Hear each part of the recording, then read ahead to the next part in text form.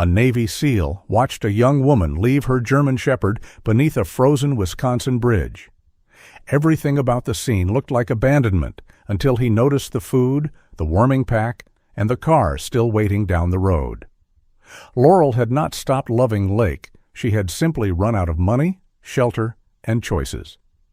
But taking the dog home would pull Everett into a deeper fight over a dead veteran's final promise. It would also force him to face the friend he believed his own decision had cost.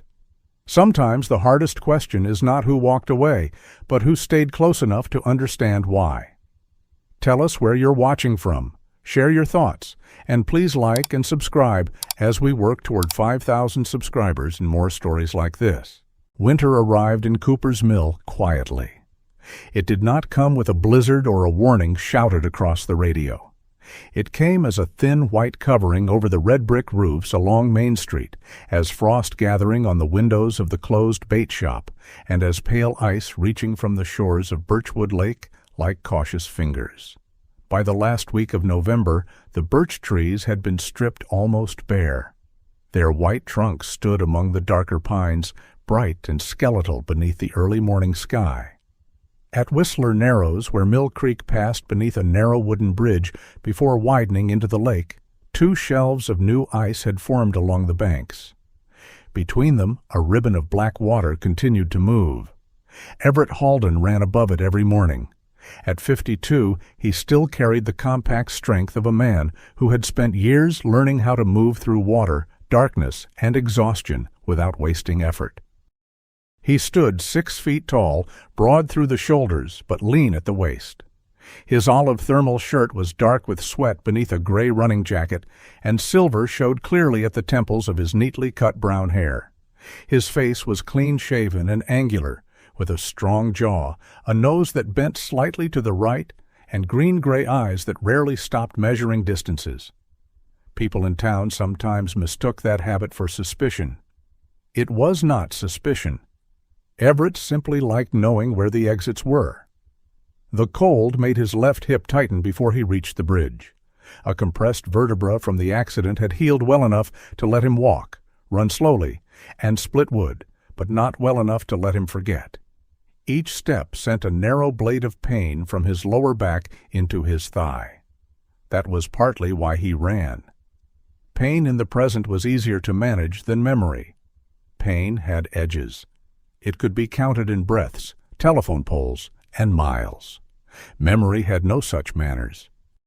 7 years earlier, during a nighttime cold water exercise, the rigid hull boat carrying Everett's team had struck something beneath the surface. The impact tore open part of the hull and threw 2 men into water cold enough to steal breath before fear had time to form. Everett had reached the emergency communications float first. That was the procedure. Without a signal, the rescue crews might not have found any of them. He had transmitted their position, secured the float, and returned to the overturned boat. By then, Jonah Creel had swallowed too much water. Jonah was conscious when Everett reached him. He had even tried to joke while Everett dragged him toward the rescue line. The investigation later concluded that Everett had made the correct decision.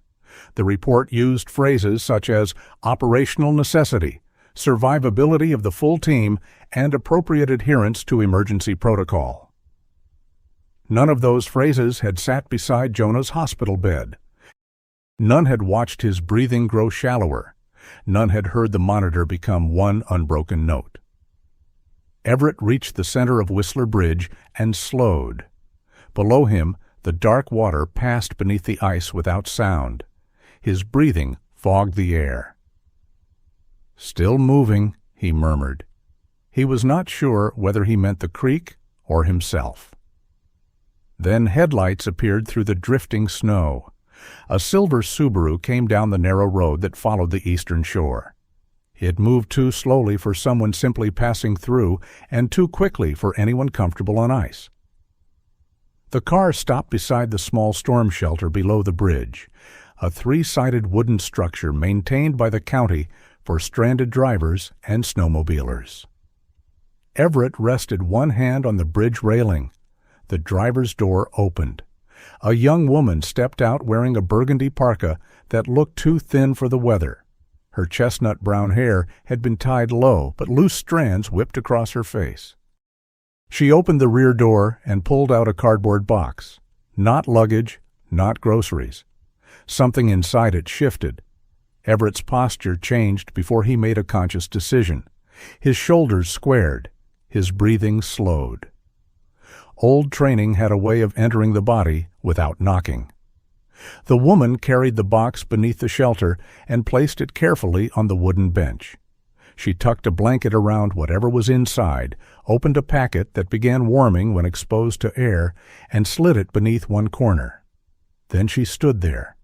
Snow gathered on her hair and shoulders. She pressed both hands against the sides of the box, as though trying to memorize its shape. For several seconds, Everett thought she might take it back. Instead, she bent forward and touched her forehead to the animal inside. When she lifted her face, even from the bridge, Everett could see that she was crying. She returned to the Subaru, sat behind the wheel without closing the door, and looked toward the shelter one last time. Then she drove away. Everett watched the red taillights diminish between the birches. He did not immediately run down. There were explanations that did not involve cruelty. There were also explanations that did. Experience had taught him that people could perform careful acts while doing terrible things.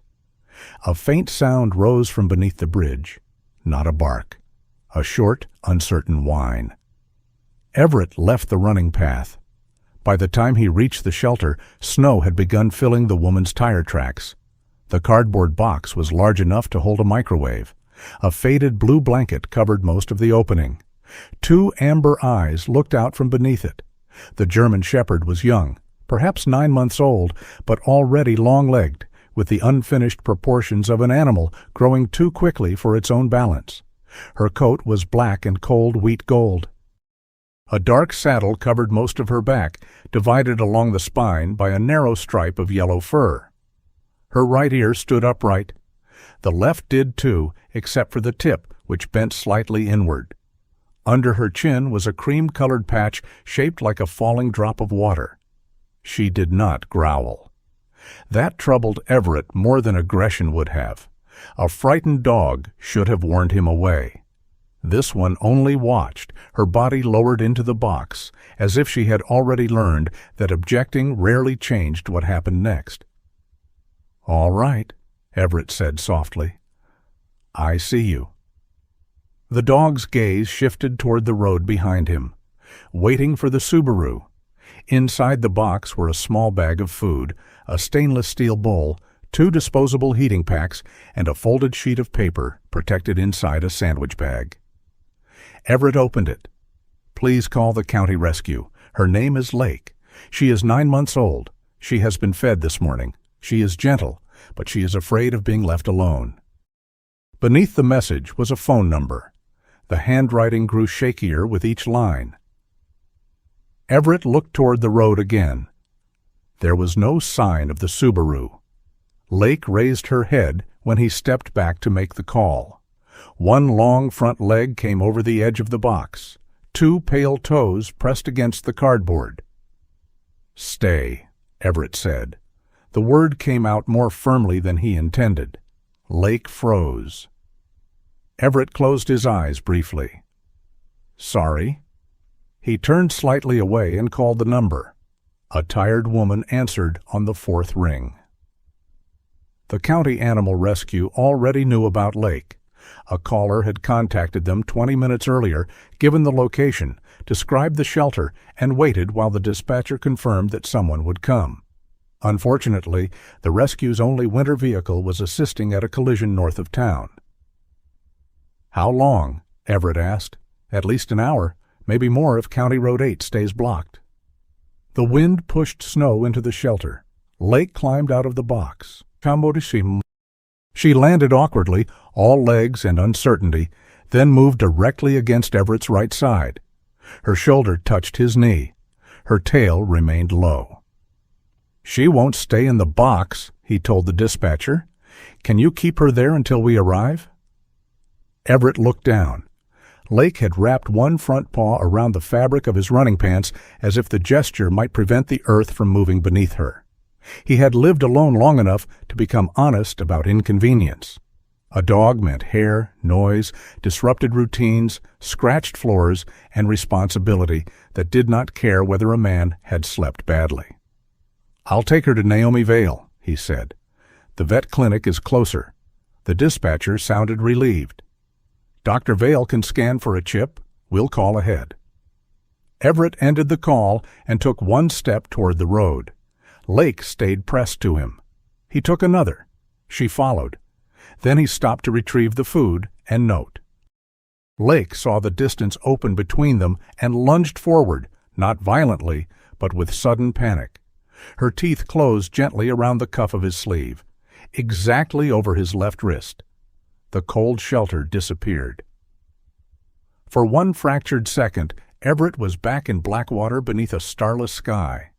Jonah's hand was locked around that same wrist, fingers slipping against the soaked fabric. "Don't let me drift, Hal."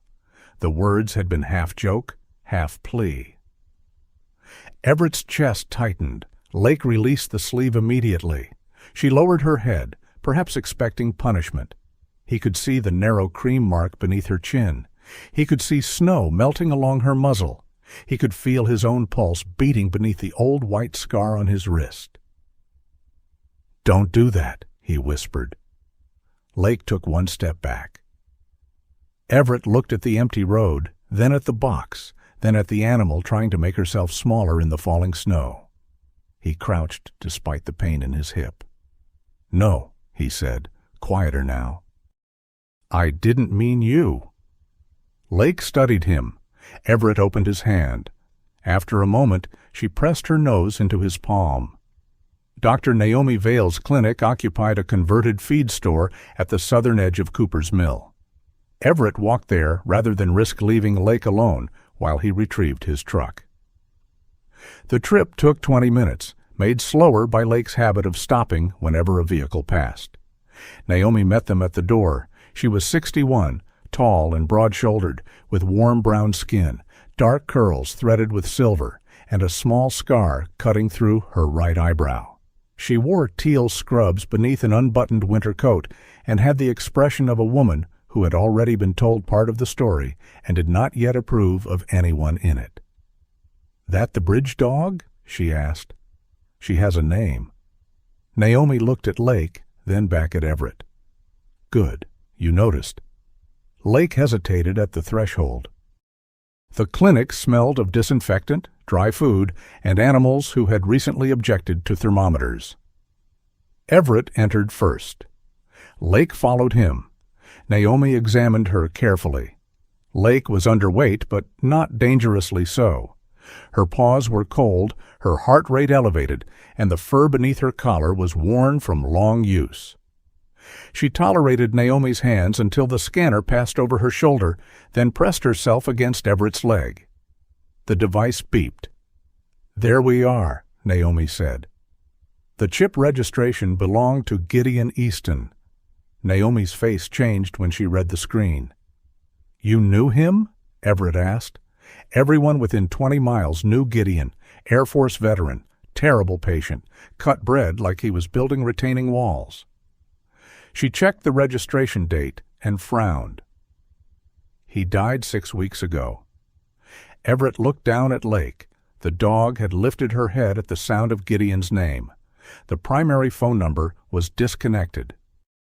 The database listed an address, but Naomi did not show it to Everett. Instead, she found a secondary contact. "His daughter," she said. "I'll call her." Everett leaned against the examination table while Naomi moved into the office. He could hear only fragments of the conversation through the half-closed door. "Yes, she's safe. No, she isn't injured. A man found her at Whistler Narrows." A long silence followed. Then Naomi said, "You can come here. We'll wait." When she returned, her expression had lost some of its hardness. "The woman from the shelter?" Everett asked. Naomi nodded. "She'll be here soon." Everett checked the clock. He told himself he would stay only until she arrived, long enough to confirm that Lake belonged with someone, long enough to place the responsibility back where it had begun. Naomi brought a folded towel and set it beside Everett's chair. Lake ignored it. She circled once, then lowered herself against his boots. A few minutes later, she lifted her head and rested it across his knee. Everett went still. The dog's eyes closed slowly. Her breathing, which had remained quick since the bridge, softened into a deep and even rhythm. Outside, snow moved past the clinic windows in bright, quiet flakes. Everett kept one hand suspended above Lake's head, uncertain whether touching her would comfort or wake her. At last, he lowered his palm to the warm place between her ears. He had not agreed to keep her. No papers had been signed. No promises had been made. But Lake slept as though she had already found temporary shelter in the one place Everett had spent 7 years trying to keep empty. The clinic door opened with a gust of snow and the small metallic protest of an old bell. Lake woke instantly. One moment, her head rested heavily across Everett's knee. The next, her body was upright, ears lifted, every trace of sleep gone. Her nails clicked once against the tile before she saw the woman standing in the doorway. Then Lake ran. The young woman barely had time to close the door before the German shepherd struck her legs with enough force to make her stumble backward. She dropped to her knees, arms closing around Lake's neck as though the movement had been waiting inside her for hours. "Oh, God," she whispered. "Lake." The dog pressed against her chest, tail beating wildly against the floor. A high, broken sound came from deep in her throat. Not fear, not quite joy, but the sound of an animal whose relief was too large for her body. The woman buried her face in Lake's fur. Everett looked away. Some grief demanded privacy, even in a room with fluorescent lights and a jar of dog treats shaped like little bones. Dr. Naomi Vale remained near the examination table, saying nothing. She had removed her winter coat and now stood in teal scrubs, arms folded loosely, watching the reunion with the patience of someone who knew that interrupting too soon could turn comfort into defense. The woman finally raised her head. She was younger than Everett had expected, perhaps not yet 30. Her chestnut hair had been pulled into a low knot that was losing its shape, and a copper-colored strand clung to her damp cheek. The burgundy parka she wore was too light for the weather and too large through the shoulders, as if it had belonged to someone else before her. One gray glove covered her left hand. Her right hand was bare, the skin across the knuckles cracked and red from cold. Her eyes moved from Naomi to Everett. Recognition arrived first, then shame. "You were on the bridge," she said. Everett stood carefully, ignoring the stiffness that had settled into his hip. "I was?" Lake turned at the sound of his voice. She looked at the woman, then at Everett, and stepped backward until one side of her body touched the woman's knee, while her shoulder leaned against Everett's leg. It was such a clumsy arrangement that Naomi's mouth almost curved into a smile. The woman noticed it too. For a moment, something softened in her face. "She does that," she said, "when she thinks people are about to leave." Her name was Laurel Easton. She was 29, Gideon Easton's only daughter, and she spoke in the careful, flat tone of someone trying to cross thin ice without hearing it crack. Naomi pulled a second chair into the examination room. "No one is making a decision in the doorway," she said. "Sit down before the county charges me for heating the entire street." Laurel obeyed, though she stayed near the edge of the chair. Lake immediately placed herself between Laurel's boots and Everett's, as if guarding the narrow territory connecting them. Naomi offered coffee. Laurel declined. Everett accepted one and discovered it had been brewed sometime during a previous administration. He drank it anyway. "I called the rescue," Laurel said before anyone could question her. 3 rescues, actually. No one had accused her yet. That seemed to make the explanation more necessary. The first said they were full, the second said they could put her on a waiting list, but they needed me to keep her for at least 10 days. Laurel looked down at her hands. The county shelter said they could come today. Then the snow got worse. Everett remembered the heating packs in the box, the carefully folded blanket, the food measured into a sealed bag. "You waited down the road," he said. Her eyes rose sharply. "I saw the tire tracks," Everett continued. "They stopped farther south before turning back toward town." Laurel's face tightened, but she nodded. "I parked near the old boat launch. I could still see the shelter in the mirror." "Why didn't you stay?" The question came out more bluntly than Everett intended. Lake lifted her head. Laurel rubbed one thumb across the split skin of her opposite hand. "Because if I stayed, I would have taken her back." There was no drama in the answer. That made it heavier. She had been asked to leave her rental that morning.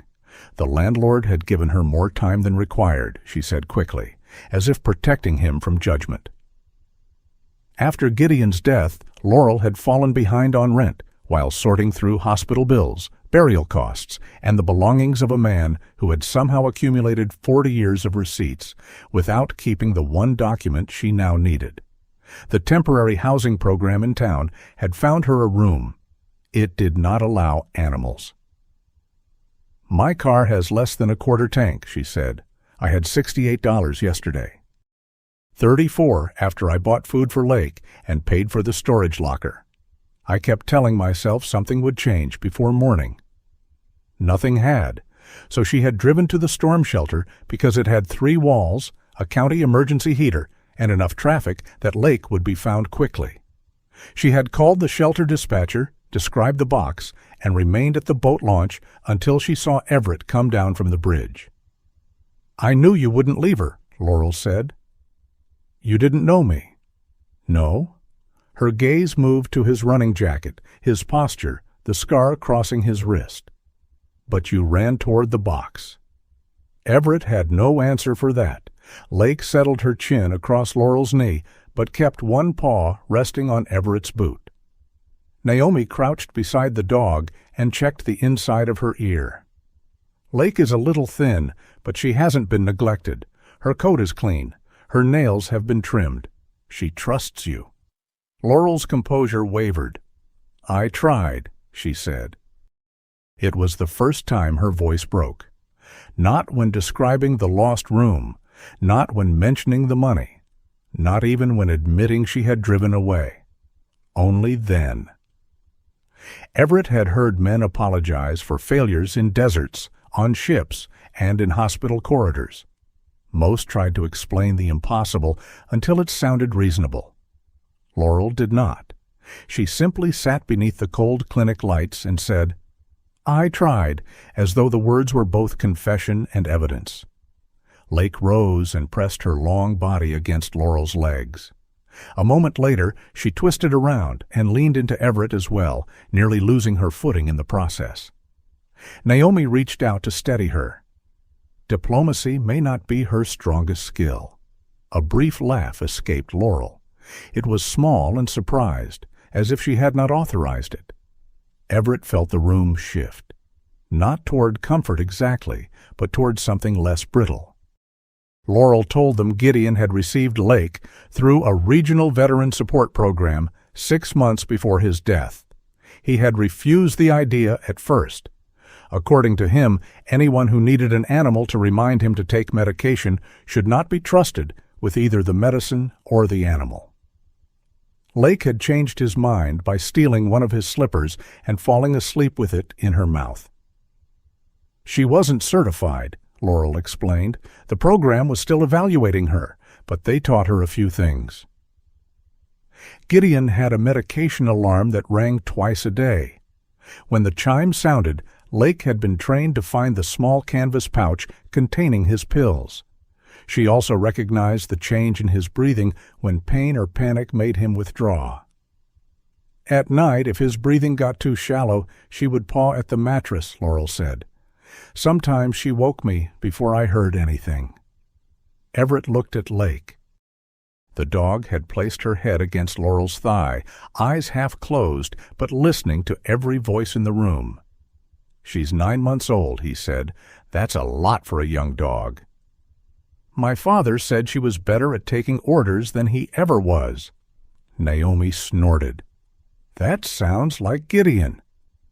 The name drew a visible response from Lake. Her ears lifted. She looked toward the door, then back at Laurel. For several seconds, no one spoke. Laurel reached beneath her parka and removed a narrow strip of faded red cord. A tiny brass bell hung from one end. "This used to attach to her collar," she said. Dad's medication alarm had the same tone. She learned that this meant work. She shook the bell once. The sound was quiet and bright. Lake rose immediately. She crossed to Laurel's canvas bag, nosed the zipper, then looked up for permission. Laurel opened it. Lake pushed her muzzle inside and withdrew a small gray pouch. Everett watched the exchange with an unease he could not name. The dog's movement was eager, almost proud. Laurel's expression was not. She accepted the pouch with both hands and held it against her chest. "It's empty," she said. "I couldn't throw it away." That small bell changed the room more completely than tears could have. Until then, Gideon had been a name on a chip record, a deceased veteran attached to an address. Now he occupied the space between them through a worn pouch and a dog waiting for praise from a man who would never give it again. Laurel whispered, "Good girl." Lake sat. Everett turned toward the window. Snow streaked diagonally across the glass, erasing the parked cars one thin layer at a time. "What happened with the insurance?" Naomi asked gently. Laurel put the pouch back into her bag. Gideon had purchased a life insurance policy 4 years earlier. He had known Laurel was struggling to finish nursing school while working nights, and he wanted enough money left behind to cover his debts and let her return to her studies. "He was not sentimental about it," Laurel said. "He called it cleaning his own mess before leaving the workshop." After his death from complications of pneumonia, Laurel filed the claim. The insurance company requested additional medical records. 3 weeks later, she received a denial. The letter said Gideon had concealed a serious cardiomyopathy that existed before the policy began. Because the condition had not been disclosed, the company considered the contract invalid. "But he did disclose his heart trouble," Laurel said. "I was sitting with him when he filled out the application. He wrote down the arrhythmia. They made him get examined because of it."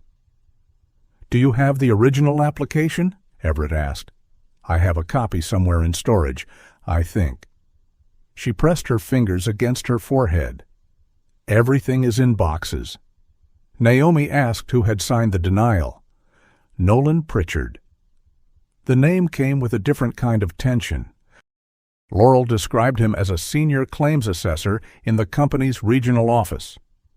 Nolan had called twice after the denial, speaking with such polished sympathy that Laurel had thanked him at the end of both conversations.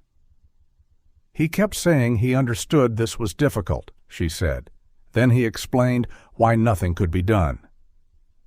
Everett knew men who used calm voices because they possessed self-control. He also knew men who used them because calmness made cruelty harder to challenge. "Did he send the medical records they relied on?" Everett asked. "A summary, not the originals." Laurel looked at him directly. "I'm not asking you to fix this." "I didn't say you were." "You have the face of someone already making a list." Naomi coughed into her hand, badly disguising amusement. Everett took another drink of terrible coffee. "It's a useful face." "It's an exhausting one." Lake's tail tapped the floor once. The temporary arrangement came next. Naomi explained that the chip still listed Gideon as Lake's registered owner. Because Gideon had died, Lake now legally belonged to his estate, with Laurel as the likely heir. Everett could not simply take her home, and the rescue could not place her for adoption without written surrender. Laurel's hands tightened around the edge of the chair. "I don't want to surrender her." "No one asked you to," Naomi said. "Temporary care is different." She found a standard foster authorization form and placed it on the table. 30 days. Laurel would retain ownership while Everett assumed responsibility for food, shelter, veterinary decisions in an emergency, and daily care. Everett read every line. Laurel noticed. "You always do that?" "Only with documents that expect me to sign at the bottom." "My father never read anything before signing." "That explains the 40 years of receipts." Laurel looked at him, startled. Then she laughed again, this time with enough warmth that Lake's ears tilted toward her. When Laurel took the pen, her hand shook. Lake rested her muzzle on Laurel's forearm. "I'm not giving you away," Laurel whispered. The dog watched her. "I'm trying to stop failing you." Everett spoke before he could reconsider. "Those aren't the same thing." Laurel looked at him for a long moment. Then she signed. By evening, the snowfall had softened. Everett drove Lake to the cabin in his old dark pickup, with the cardboard box folded behind the seat and Gideon's red cord tied once more to Lake's faded blue collar. Lake inspected the cabin cautiously. She smelled the wood stove, the sofa, the boots beside the door, and every corner where a more suspicious creature might have hidden food. Everett placed a new bed near the hearth, filled a bowl with water, and set down the food Naomi had recommended. Lake ate half. Then she toured the house again. Everett retired early, leaving his bedroom door open because closing it felt unnecessarily hostile.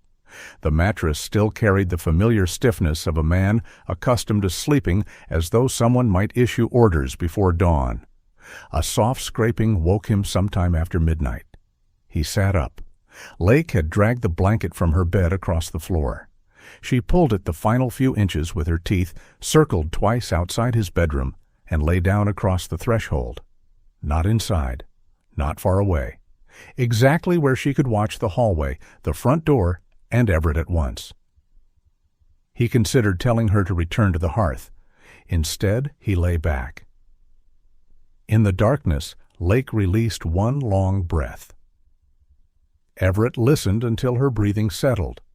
For 7 years, he had arranged his life so no one would wait for him to wake. On Lake's first night in the cabin, she took up guard outside his door as though solitude were merely another bad habit she intended to interrupt.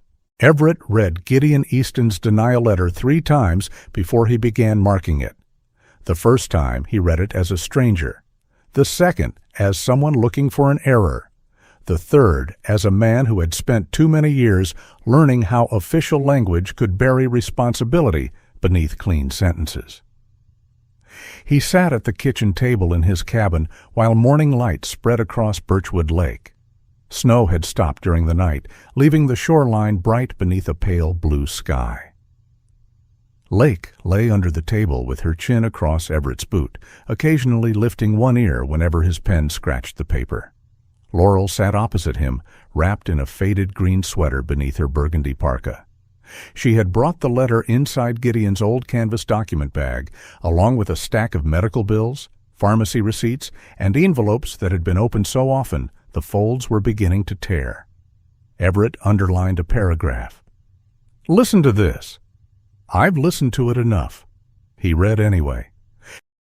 Following a comprehensive review of all available documentation, the company has determined that material information relevant to underwriting was not fully disclosed at the time of application.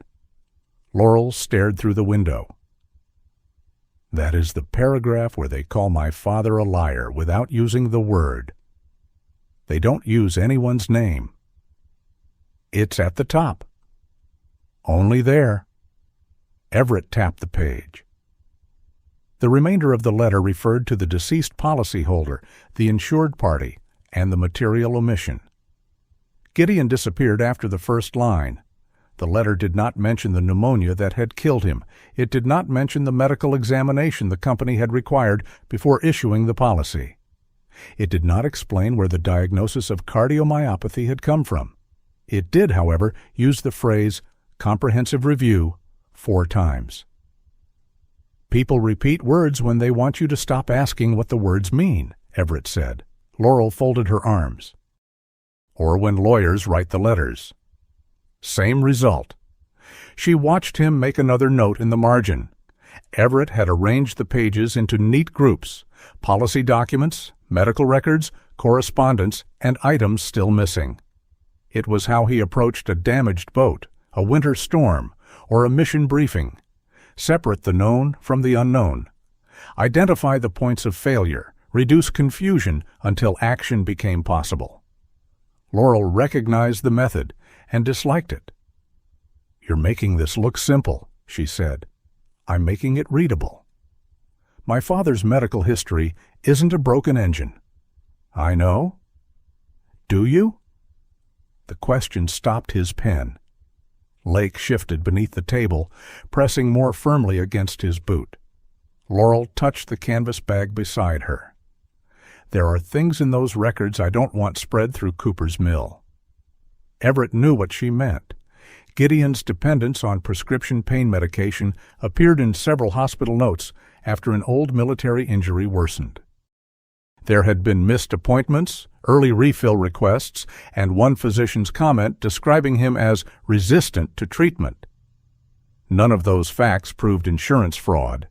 In a small town, proof was not always required for judgment. "I'm not showing this to anyone without your permission," Everett said. "You already called Naomi. Naomi gave us a name. She gave us a retired auditor. She asked whether we wanted one." Laurel stood and began gathering the papers. "I don't want a campaign." Everett did not reach for the files. "I'm looking at one letter." "That is how campaigns begin, with men like you." He almost asked what she meant by men like you. Then he looked at the table, the columns he had drawn, the list of missing documents, and understood. Lake crawled out from beneath the table and sat between them. Laurel exhaled. "Fine," she said. One conversation. Maribel Sloane lived across the lake in a blue house so precisely maintained that even the snow along her front walk appeared to have been measured before removal. She opened the door before Everett knocked. At 67, Maribel was small enough that Lake's head nearly reached her waist, but nothing about her suggested frailty. Her silver-white hair formed a clean bob along her jaw. A dark turtleneck and gray tweed jacket gave her the appearance of someone who might audit a funeral for inefficiency. She looked first at Everett, then at Laurel, then at Lake. "Shoes on the mat. Dog may remain undecided." Lake stepped inside. Maribel led them into a dining room where 3 sharpened pencils lay parallel beside a squared notebook. A pair of tortoise-shell glasses rested low on her nose. Naomi had called ahead, but Maribel refused to discuss the matter until she had read the letter herself. She read without moving anything but her eyes. Halfway down the first page, she stopped. Then she read the same paragraph again. "What?" Laurel asked. Maribel lifted one finger. It was not a request for silence so much as an executive order. She turned to the second page and tapped a sentence with her pencil. This phrase. Everett leaned closer. Enhanced consistency review. "It sounds harmless," Laurel said. "Most harmful systems do." Maribel removed her glasses. "I helped write an early version of that language." The room became very still. Years earlier, Maribel had worked for a consulting firm that designed risk management systems for insurance companies. Her team had developed a method for identifying claims that deserved a second review, cases in which health records, applications, and death certificates did not align. The system was supposed to raise questions, she said. It was never meant to answer them. "What changed?" Everett asked. people discovered questions could save money. Maribel explained that claims departments often hired outside companies to standardize medical records. Old notes, written in plain language, were translated into diagnostic codes. A physician might write that a patient experienced occasional shortness of breath. A data reviewer could assign a code suggesting chronic heart disease.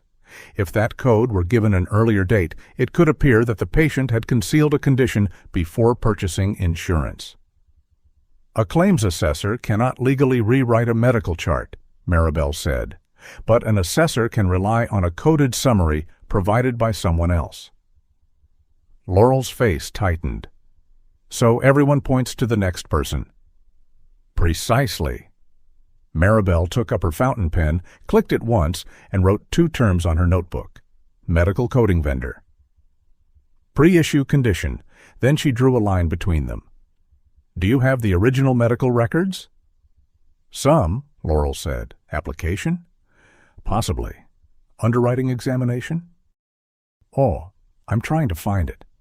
Maribel looked at Everett. And what exactly are you? Helping. That is not an occupation. Retired Navy. I asked what you are in this matter. Everett held her gaze. Someone who read the letter. Maribel considered that answer longer than he expected. Then she nodded once. At least you did not say investigator. They spent the next hour comparing Gideon's documents. Maribel did not accuse anyone of fraud. She corrected Everett each time he used the word altered without evidence. Suspicious is not altered. The date changed. The date differs. We do not yet know why. That sounds like the same thing wearing a tie. It is not. Laurel nearly smiled. The first useful detail came from a code in the insurer's summary. It identified Gideon's cardiomyopathy as having existed 6 years before the policy began. Yet the physician's note attached to the same visit referred only to an irregular heartbeat and recommended observation. Maribel wrote the discrepancy down. Then she closed the folder. One case is an argument, she said. A pattern is evidence. Cooper's Mill Veterans Hall occupied a former Grange building near the northern edge of town. The parking lot had been cleared poorly, leaving ridges of dirty snow between the cars. Inside, the air smelled of coffee, furniture polish, and wool coats drying near an old radiator. Everett had not attended a veterans gathering in nearly 3 years. He disliked rooms where people asked which unit, how many deployments, whether he missed it. Memory became currency too easily among those who had survived different wars. Laurel carried Gideon's canvas bag. Maribel carried only her notebook. Lake walked beside Everett on a charcoal leash, pausing at the entrance when laughter erupted from inside. Everett waited. After a moment, Lake entered on her own. They had agreed on the wording beforehand. No accusations, no demand for medical records. Only one question. Had anyone received a life insurance denial claiming an undisclosed pre-existing condition? The room quieted. About 20 men and women sat around folding tables beneath framed photographs of local service members. Some looked away. Others studied Laurel with the guarded sympathy reserved for people whose loss was still recent. For several seconds, no one answered. Then a chair scraped near the back. Warren Pike stood slowly. He was 74, broad through the chest despite a slight stoop, with close-cropped silver hair and a thick white mustache. His hands were enormous, the knuckles swollen from decades repairing Navy helicopters. "My wife got one," he said. He disappeared into a storage room and returned carrying a blue metal document box with chipped paint along the corners. "Computers," Warren announced as he placed it on the table, "are filing cabinets that learn to lie faster." Maribel opened her notebook. Computers generally lie at the speed humans instruct them to. Warren looked at her. "I may like you," he said. His wife Helen had died 2 years earlier. The insurer denied her policy because electronic records showed diabetes before the application date. Warren unlocked the metal box. Inside were paper laboratory reports, appointment summaries, and handwritten notes arranged by year. He had kept everything because Helen once accused him of throwing away the warranty for a toaster, and he had responded by preserving every document that entered the house for the next 30 years. The story drew a little laughter. Then Warren placed 2 pages beside one another. The older paper record showed mildly elevated blood sugar after a course of steroids. The later insurance summary described established type 2 diabetes and assigned the condition a date 4 years earlier than Helen's actual diagnosis. Laurel stared at the dates. Maribel did not. She stared at the language. Enhanced consistency review. The same phrase appeared in Helen Pike's letter. Warren's humor left his face. "For 2 years," he said, "I thought she hid it from me." No one moved. He kept one finger on the paper, as though it might otherwise be taken. "Helen hated doctors," he continued, "but she told me everything. At least, I thought she did." Then that letter came, and I started going back through every conversation we ever had. Laurel sat beside him. She did not say she understood. She simply placed Gideon's denial next to Helen's. The opening paragraphs were nearly identical. Not similar. Identical. A woman near the radiator stood. Her brother's policy had been denied after his death from kidney failure. Another man said his husband had supposedly concealed lung disease, though he had passed every examination required by the insurer. A widow named Ruth brought a folded letter from her purse, but held it against her chest for 10 minutes before letting Maribel read it. The words repeated: comprehensive review, material omission, enhanced consistency. Different names, different illnesses, different deaths. The same voice. Lake moved quietly among the chairs. She did not paw at files or sniff out a hidden envelope. She sat beside Warren while he spoke about Helen. Later, she rested her chin on Ruth's knee. When an older man stopped halfway through describing his brother's final hospital stay, Lake leaned against his shin and waited without looking up. The man finished. Everett watched the room change. People had entered carrying individual shame. One by one, they placed it on the tables and discovered it had been manufactured in batches. Laurel stood near the wall, listening as families compared dates and phrases. Her fear had not disappeared. Everett could see it in the way she kept one hand on Gideon's bag, but something else had joined it. Anger, perhaps, or relief that doubt no longer belonged to her alone. Maribel gathered no original documents. She wrote names and telephone numbers only after receiving permission. When Warren tried to hand over his metal box, she pushed it back. "You keep this. You need evidence. We need copies obtained properly. The originals remain with you." Everett noticed the care in her voice.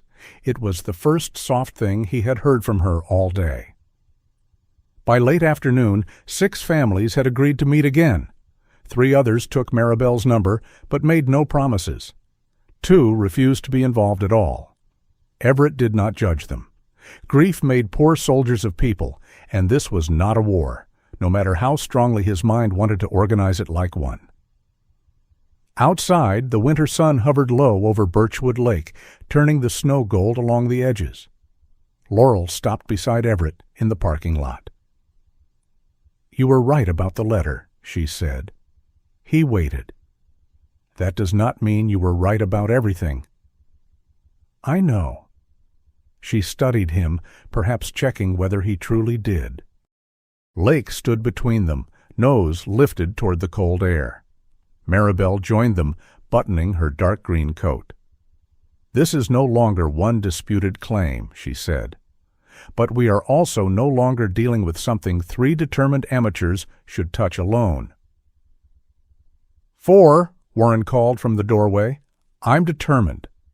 Maribel did not turn around. "You are an original document custodian with strong opinions." Sounds official. Everett looked back at the hall windows. Behind the glass, families were still comparing letters. "What do we need?"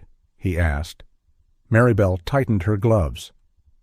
"Someone who knows how to enter a locked system without breaking the law." Then she walked toward her car, leaving 3 people and 1 young German shepherd standing beneath a sky so clear it made every shadow on the snow visible. Madison looked cleaner in winter than any city had a right to. Snow softened the government buildings, hid the salt stains along the curbs, and turned the frozen edge of Lake Monona into a bright sheet beneath the morning sun. From the passenger seat of Maribel Sloane's sedan, Everett watched traffic move between banks of plowed snow with the careful patience of people who believed rules could protect them from ice. Lake remained in Cooper's Mill with Naomi.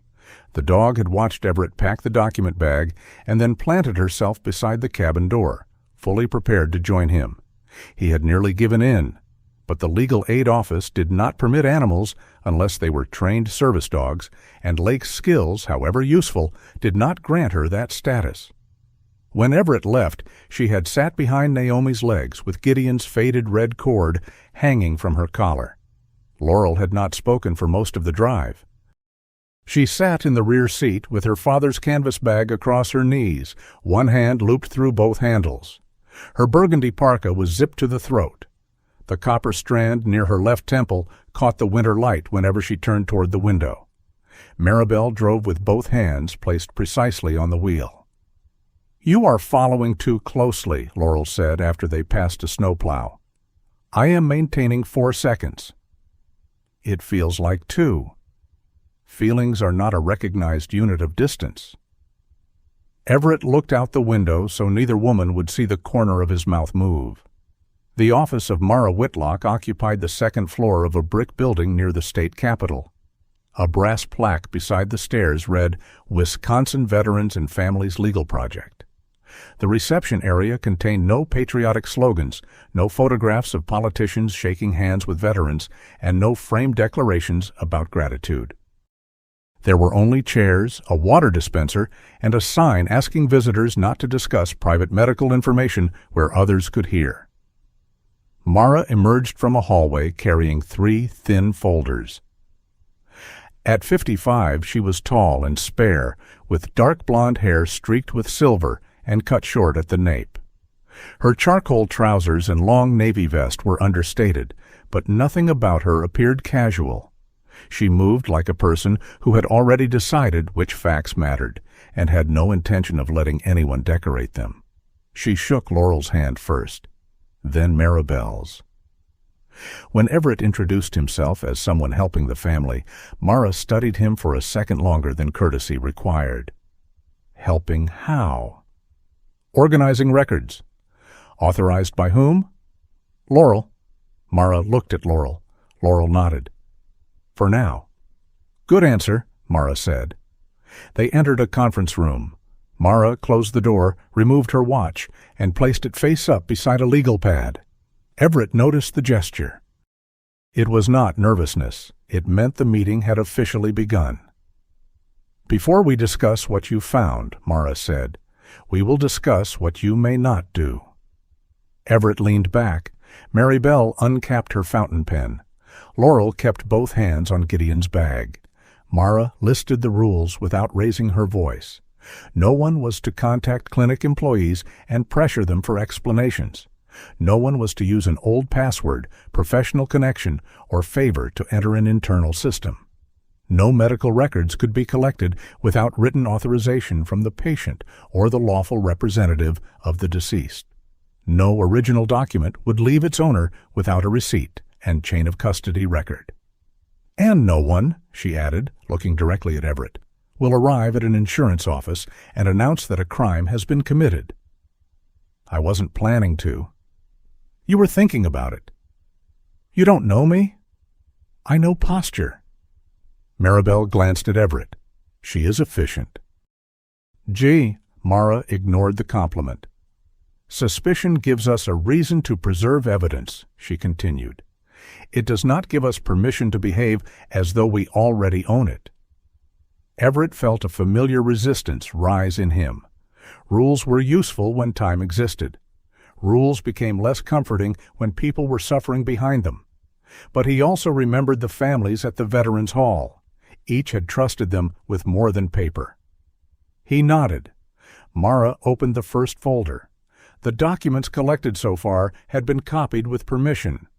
Warren Pike had signed an authorization allowing the legal project to compare his wife's paper records with the insurer's summary. 4 other families had done the same. The same vendor name appeared in the processing history of every disputed claim. Clear North Medical Review. The company did not diagnose patients. Its contract described its work as medical data normalization, the conversion of old notes, shorthand, scanned documents, and inconsistent coding into a standardized electronic format. Normalization, Laurel said. Another clean word, Maribel replied. Mara slid a page across the table. Several entries had been approved under the same electronic identifier. D. Caro. Denise Caro, Mara said, 43, Senior Medical Coding Specialist at Clear North. Can we speak to her? Everett asked. I have called twice. No response. Then visit her. No. She may know what happened. She may also have counsel, a confidentiality agreement, or reason to believe strangers are trying to threaten her employment. Everett's jaw tightened. Mara did not react. I will send a written request for voluntary contact, she said. Today, I am also issuing preservation notices to the insurer, Clear North, and the medical practices involved. They will be instructed not to destroy audit logs, access histories, coding records, or internal communications related to these claims. Can they ignore it? Laurel asked. They can make a mistake that becomes much more expensive later. That was the closest Mara came to sounding pleased. Maribel had been silent for several minutes. She now placed her fountain pen carefully beside the notebook. There is something you need to know before those notices go out. Mara waited. Maribel looked at the papers rather than at the people in the room. Years ago, her consulting team had been hired to improve fraud detection for several regional insurers. At the time, companies measured claims staff largely by speed. Maribel had argued that accuracy should matter more. Her group designed a second measure, the amount of invalid loss prevented through documented review. The phrase was prevented invalid loss, she said, not denied benefit. What is the difference? Laurel asked. Intent. Laurel's expression hardened. Money does not care what you intended. Maribel accepted that without defense. The original system had required independent review before a claim denial affected an employee's evaluation. No individual worker received a direct bonus based on the amount withheld. After Maribel retired, one insurer adapted the model. The language shifted. Prevented invalid loss became reduced claim exposure. Team evaluations became personal performance scores. Supervisors began ranking assessors by the amount they saved. Nolan Pritchard had risen quickly under that structure. Everett understood before Maribel said it. You helped build the doorway. Yes? And he found a way to charge admission. Maribel looked at him. That is more colorful than accurate, but not entirely wrong. Laurel stood. The chair rolled backward and struck the wall. You knew? I recognized the language in your father's letter. That is not what I asked. No. I did not know claims were being manipulated. I knew the measurement system could reward the wrong behavior. And you said nothing? I had been retired for 6 years. Laurel laughed once without humor. That is convenient. Mara did not intervene. Maribel's face remained composed, but the fingers beside her pen had drawn together. I believed the safeguards would remain, she said. You believed educated people would keep using the machine politely. I believed human review would prevent misuse. My father lost his home before he died. The words stopped everyone. Laurel had never mentioned that. She pressed one hand against the table as if the room had tilted beneath her. The hospital bills got worse. He refinanced. He kept saying the insurance would settle everything after he was gone. Her voice lowered. Then the company used your careful language to call him dishonest. Maribel did not look away. I am sorry. I don't want your apology. What do you want? I want one person who helped make this system to stop telling me it became cruel by accident. The silence that followed did not feel empty. It felt occupied by all the respectable decisions that had brought them there. Mara finally spoke. Responsibility is not the same as legal liability. We will need to keep those separate. Laurel turned toward her. Of course we will. That does not mean responsibility is unimportant. Mara's voice stayed level, but a quiet force entered it. It means we must know which truth belongs in which room. Laurel sat again, though farther from Maribel. The meeting continued. Mara explained that the record supported a formal complaint to the state insurance regulator, but a pattern alone would not begin a full investigation. At least one affected family would need to stand behind the complaint. That family might have to provide medical records, answer questions under oath, and permit some personal details to enter an administrative record. Laurel went still. How much becomes public? Possibly less than you fear, possibly more than you want. My father's pain medication? If the insurer claims it relates to disclosure, they may raise it. It has nothing to do with his heart? That may be exactly what we argue. Laurel closed Gideon's canvas bag. No. Everett turned toward her. Laurel. No. We have 5 families. We have 5 families who gave permission to compare letters. That is not the same as asking them to put their dead relatives on trial. No one is putting Gideon on trial. That is what companies do when they cannot defend themselves. They examine the dead because the dead cannot object. Everett lowered his voice. If everyone stays silent, Nolan keeps doing it. Laurel's eyes moved to him. I am not saying stay silent. You're leaving.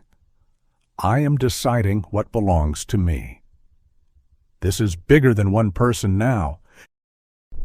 The sentence had already left Everett's mouth when he realized how familiar it sounded.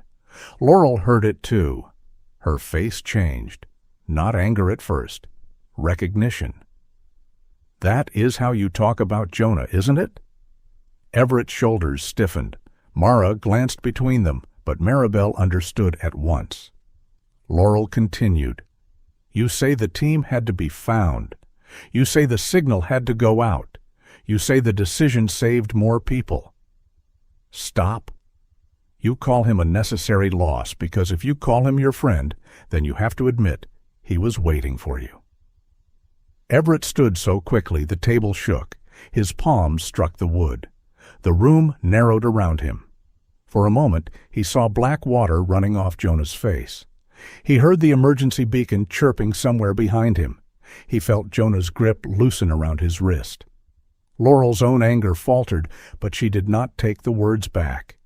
Everett wanted her to. He wanted someone else to call the comparison unfair. No one did.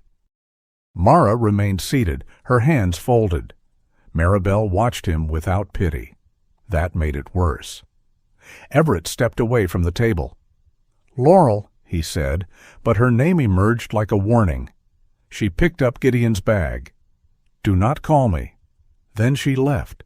The conference room door closed quietly. No slam, no spectacle, only a latch settling into place. Everett remained standing. Mara gathered the unsigned authorization forms into one stack. We are done for today, she said. Outside, the sun had disappeared behind low clouds. Snow began again during the drive north. No one mentioned Laurel. Maribel drove. Everett watched the road. The empty rear seat seemed to carry more accusation than a person could have. At the cabin, Naomi had left the porch light on. Lake was waiting behind the front window. She ran to Everett when he entered, then stopped and looked past him. The door remained open for several seconds. No Laurel. Lake searched the truck, the porch, and the path to the road. When she returned inside, she did not touch her food. Everett removed his coat and found Gideon's canvas bag on the kitchen chair. Laurel must have left it in Maribel's car before taking a bus or rideshare from Madison. Maribel had set it inside the cabin without comment. Lake approached the bag. She nosed beneath the loose flap and pulled out a gray wool glove, worn thin at the fingers. Gideon's glove. The dog carried it to the front door, placed it on the mat, and lay beside it. Her head remained pointed toward the road. Everett stood in the kitchen until the room grew dark. He had spent years telling himself that the decision on the water had been forced upon him. Signal first, rescue second, save the team, return for Jonah. Necessary choices made in the proper order. Now Laurel's words had exposed another possibility. Perhaps he had begun arranging people into orders of importance because decisions felt safer when they resembled procedure. Perhaps he was doing it again. The complaint mattered. The other families mattered. But so did Laurel's right to decide how much of her father belonged to strangers. Lake still had not eaten when Maribel knocked. She entered without waiting for an invitation, removed her dark green coat, and saw the glove by the door. "She is waiting for Laurel," Maribel said. Everett leaned against the kitchen counter.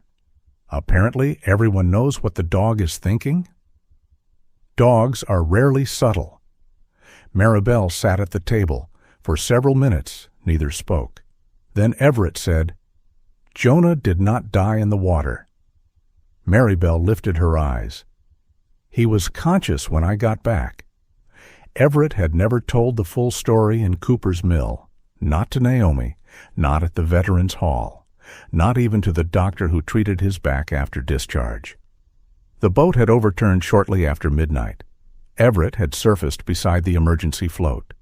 Jonah was trapped against part of the damaged hull, one arm free, his mouth barely above the waves. Everett could have gone to him first. Instead, he swam for the beacon. Without it, rescue aircraft and boats would search miles of dark water. Others were drifting. One man had a head injury. Everett activated the signal, confirmed transmission, and returned. It took less than 4 minutes, he said. Maribel did not offer a comforting number. Jonah was still alive. He joked that I had taken the scenic route. Everett stared at his scarred wrist. He died 3 days later. The report said you followed procedure. Yes. And you believe the procedure killed him? I believe I made the choice. Maribel considered that. A correct decision can still collect a terrible price. Everett looked at her sharply. She continued, "That does not make it wrong. It also does not make the person who paid the price less real." Lake shifted beside the door, nose resting on Gideon's glove. Maribel folded her hands. "My mistake was not designing a measurement," she said. "My mistake was believing a good intention remained good after it entered a system. I left. Other people changed it, but I also enjoyed telling myself the later consequences belonged entirely to them." "Do they?" "No." Everett looked toward the dark road beyond the window. "What am I supposed to do now?" Maribel stood and put on her coat. "For once, perhaps nothing." He frowned. "Do not pursue Laurel. Do not explain. Do not turn regret into another mission." Maribel opened the door. Let her choose whether to return. After she left, Everett filled Lake's bowl again. She ignored it. He sat on the floor beside her, not touching Gideon's glove and not moving it away from the door. The two of them waited in silence, one for a woman who had asked for distance, the other for a friend who had died before waiting could become forgiveness. 3 days passed before Everett saw Laurel again. He did not call, he did not drive past the temporary housing building or ask Naomi whether Laurel had come by the clinic. He did not compose an apology and revise it until it sounded more like an argument. For 3 days he fed Lake, walked her along the frozen shoreline, and left Gideon's gray glove beside the front door. Lake checked the road each time a car passed. On the 4th morning, Everett found fresh tire tracks leading toward Birchwood Veteran Cemetery. He told himself that noticing them was not the same as following Laurel. The cemetery occupied a low rise above the lake, bordered by bare birches and a stone wall half buried beneath snow. The markers stood in disciplined rows, each dark name cut into pale granite. Winter made the place look orderly from a distance. Up close, every grave interrupted the pattern. Laurel knelt before Gideon Easton's marker with one glove removed. She used the other to brush snow from the carved letters, working carefully around the grooves as though dirt might alter the name if allowed to remain too long.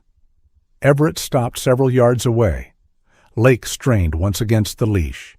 He held her back. Laurel noticed them but continued clearing the stone. When she finally stood, the knees of her jeans were wet and dark. She wore the same burgundy parka, now repaired at one cuff, with a line of uneven black thread. Her bare hand had reddened in the cold. "I asked you not to contact me," she said. "I didn't." "You followed me." "I saw tracks." That sounds like something a man says when he wants trespassing to seem philosophical. Everett accepted the point. Lake gave a low whine. Laurel looked at her first. Everett loosened the leash. Lake crossed the distance with none of the caution she had shown at the clinic. She pressed against Laurel's legs, then turned immediately to check that Everett remained where she had left him. Laurel rested both hands against the dog's neck. "You're getting heavier." Lake responded by placing one muddy paw on her coat. That was not praise.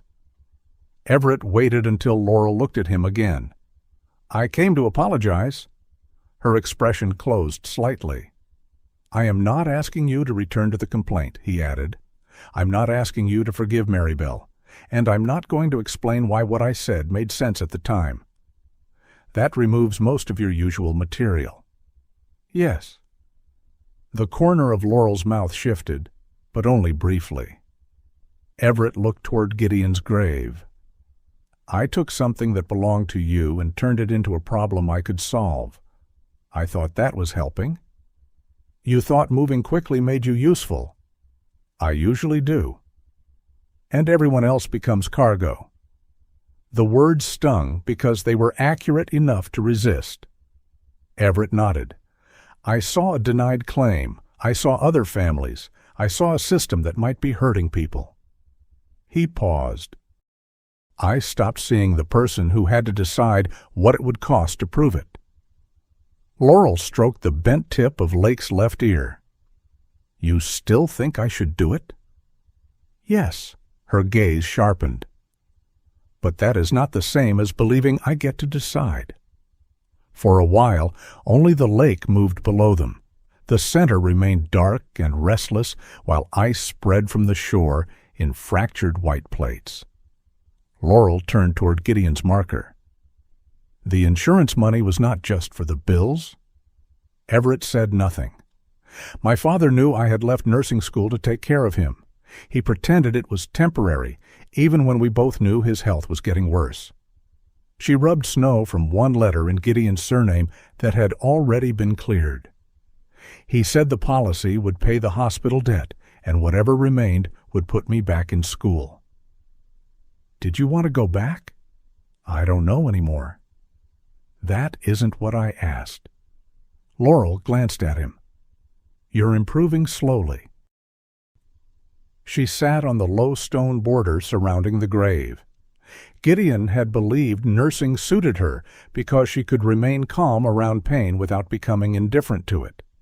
Laurel suspected he also wanted proof that the years she spent caring for him had not consumed the rest of her life. He called the policy his exit cleanup, she said. He said every decent mechanic put the tools away before leaving the shop. Everett imagined the man Naomi had described, slicing bread like construction material and refusing to admit he needed help. The denial did more than take the money, Laurel continued. It made me wonder whether he had lied to me. Lake lowered herself at Laurel's feet. I knew about the arrhythmia. I knew about the pills. I knew the parts he was ashamed of. Laurel looked at the name on the stone, but the letter made it sound as though there had been another life inside his life, something he had hidden because he knew the policy would never be approved. And you started questioning every promise. Yes, her voice barely carried over the wind. That is what they took first, not the money, my certainty about him. Everett understood then why Laurel guarded the medical records so fiercely. They did not merely contain facts. They held the last remaining version of Gideon that had not yet been rewritten by strangers. He looked at the grave. I called Jonah a tactical loss once. Laurel's face tightened. Not in an official report, Everett said. To a therapist after I left the Navy. I used the phrase because it kept me from saying his name. Laurel watched him without offering comfort. I should not have used him to prove a point in Madison, she said. No? I was angry. You were accurate enough. That does not make it right. Everett breathed out slowly. No, it doesn't. It was not forgiveness. It was something smaller and more durable. Two people refusing to improve themselves by making the other entirely wrong. Lake stood, shook snow from her coat, and sent a fine spray across both of them. Laurel closed her eyes. Everett looked at the dog. Excellent timing. Lake sneezed. By the time they left the cemetery, nothing had been settled. Laurel did not promise to testify. Everett did not ask. But she walked beside him toward the road, and Lake moved between them without pulling toward either side. Mara called that afternoon. She had revised the legal strategy. Warren Pike and 4 other families were willing to become the named complainants. Each had signed authorizations allowing Mara to submit relevant records and seek access logs from the insurer and its vendors. Instead of making Gideon's full medical history the center of the case, Mara proposed using aggregate patterns, repeated coding changes, similar denial language, and the timing of record reviews. Laurel could remain outside the complaint entirely. Or, Mara said over the speakerphone at Everett's kitchen table, you can provide limited testimony about your father's application process and underwriting examination, only if you choose. What could they still ask about? Laurel said. The insurer may argue that other health information affected its decision. I can object to irrelevant questioning. I cannot promise no one will mention the pain medication. Laurel's fingers tightened around her coffee mug. Everett did not speak. Mara noticed. Mr. Halden, this would be the moment when you continue doing that. Doing what? Not speaking for her. Laurel looked at him. Everett lifted both hands from the table. No argument. Mara continued. There is no deadline today. Think about what you are willing to place in a public record, not what anyone else believes you should be willing to sacrifice. After the call, Naomi arrived with a flat cardboard file and an expression of restrained triumph. She had contacted the Regional Veteran Support Program that placed Lake with Gideon. With Laurel's written authorization, the program released Lake's training summaries. The records were modest. Lake had not completed service dog certification and had never been presented as fully trained. But she had learned several support behaviors, responding to Gideon's medication bell, retrieving the gray canvas pouch, nudging a sleeping handler whose breathing changed, and applying body pressure during panic or disorientation. Naomi read the last line twice. She was especially responsive to irregular breathing, she said. Everett looked down at Lake. The young shepherd was lying under the table with Gideon's red cord visible against her faded blue collar. "She did that with him?" Laurel asked. According to the trainer, she did it with anyone showing the pattern. Everett felt unexpectedly relieved. Lake's attention to him was not fate. It was not Gideon reaching through an animal or Jonah returning in another form. It was learned care, practiced until it became instinct. That made it no less meaningful. Perhaps it made it more so. That night, Laurel returned to the temporary housing building. Everett remained at the cabin with Lake. Near 10, an engine started on the lake. The county rescue unit was testing its winter boat in the open channel near the southern dock. The sound carried over the ice, a low mechanical growl followed by the sharp rise of a motor under strain. Everett stopped washing a plate. The cabin disappeared. Black water struck his face. Someone shouted that the hull was taking on water. The emergency float moved beyond reach, its strobe pulsing against the waves. Jonah's hand found Everett's wrist. The plate slipped from Everett's fingers and struck the sink without breaking. The engine outside rose again. Everett lowered himself into the chair near the window, but his body no longer believed he was inside. His chest tightened. Breath entered only the top of his lungs and left before it had done anything useful. He placed both feet against the floor. Count 5 objects: the lamp, the stove, the blue collar, the window. The water filled the rest. Lake stood beside him. Everett did not remember her crossing the room. She nudged his wrist. When he failed to respond, she caught the edge of the blanket draped across the sofa and pulled it to the floor. Then she pushed her long body between Everett's knees and leaned hard against his chest. Her weight forced him backward. Warmth, fur, breath. Lake pressed her shoulder beneath his sternum and held it there. Everett's hand hovered above her back. She shoved her muzzle into his palm. He gripped the thick fur at her shoulder. The boat engine sounded again, but now it came from beyond the window, not beneath him. "Stay," Everett managed. Lake did. She did not cure the memory. She did not make Jonah's final hours less real or transform fear into revelation. She simply remained while Everett's breathing fought its way back into rhythm. When he could finally draw a complete breath, Lake relaxed slightly, but did not leave. Everett rested his forehead against the top of her head. "All right," he whispered. "I understand." Loyalty was not always a man entering cold water. Sometimes it was a young dog refusing to move until a difficult person became reachable again. The following morning, Laurel came to the cabin before work. She stood at the kitchen table while Mara listened over the phone. "I will testify," Laurel said. Everett looked up. She raised one hand before he could respond. "I have conditions." Mara asked her to continue. "No one presents my father as perfect. He was stubborn, he misused medication, he ignored medical advice and made caring for him harder than it needed to be." Laurel glanced toward Gideon's glove near the door.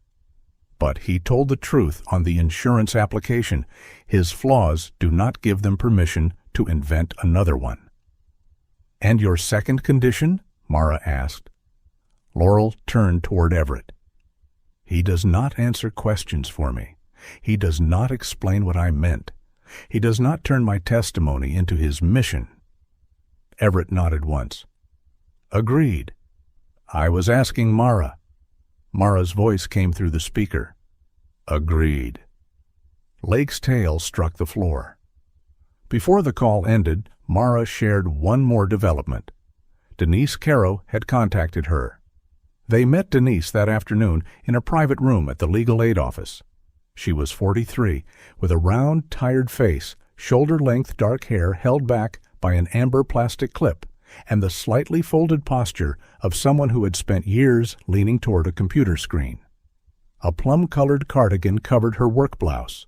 She kept both hands wrapped around a purple travel mug she never drank from. Denise did not call herself a whistleblower. She called herself late. Clear North had instructed coders to translate vague historical notes into definitive diagnostic categories whenever possible. Denise had initially believed the policy improved consistency. Then supervisors began returning files with comments asking coders to search earlier records for evidence supporting pre-existing conditions.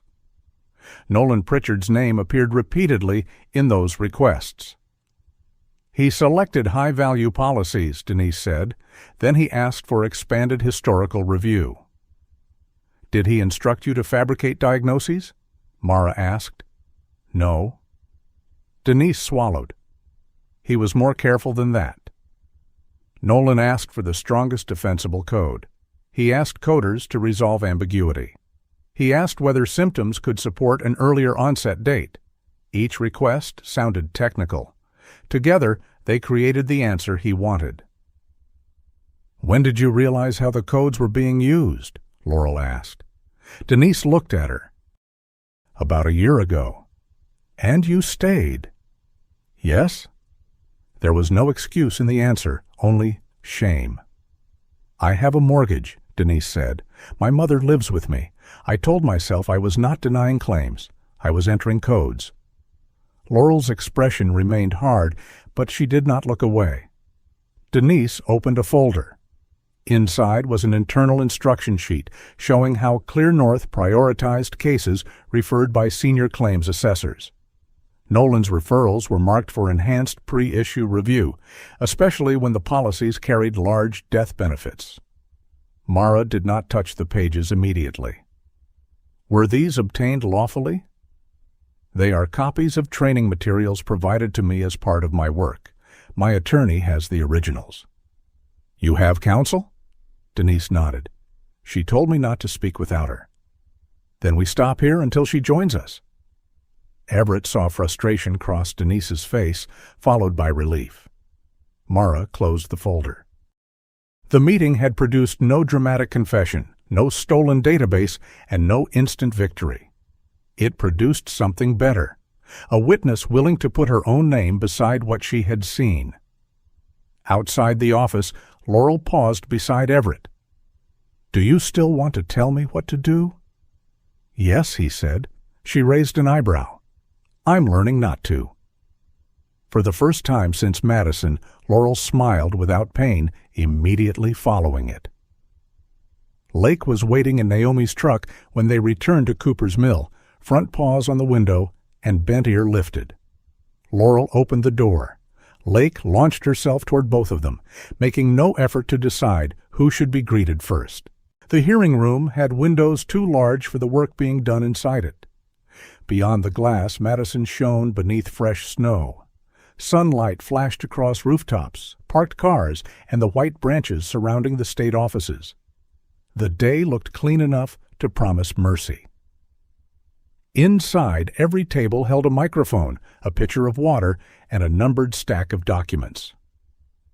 Lake remained in Cooper's Mill with Naomi. She was not a certified service dog, and Mara had warned them that asking for special treatment would create a distraction they did not need. Before Everett left the cabin, Laurel had removed Gideon's old brass tag from Lake's collar and placed it in his hand. "Bring it back," she had said. Now the tag rested in the inside pocket of Everett's navy blazer, its scratched edge pressed against his chest whenever he shifted. It reminded him why he was there, not to command the room, not to rescue anyone from it, only to remain close enough if Laurel needed him. The preliminary hearing began at 9:12.